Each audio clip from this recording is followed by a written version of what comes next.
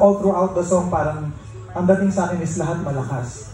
So pwede mong laruin yung dynamics para mas magkaroon ng contrast yung performance mo. And minsan kasi pag lahat malakas, na-affect naman yung stamina. Ayos lang naman po, masaya kasi natawid ko po yung performance ko po ngayon.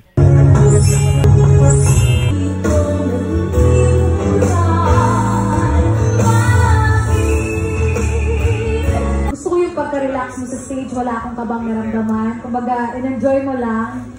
Siguro yung napansin ko lang, yung kita na sustain, yun lang, na medyo pinapos dun sa may dulo. Nakaka-challenge po kasi first time ko po kumanta ng parang kailangan in love ka. First time ko po mafe-feel na kailangan ma-in love ako kapag kumakanta.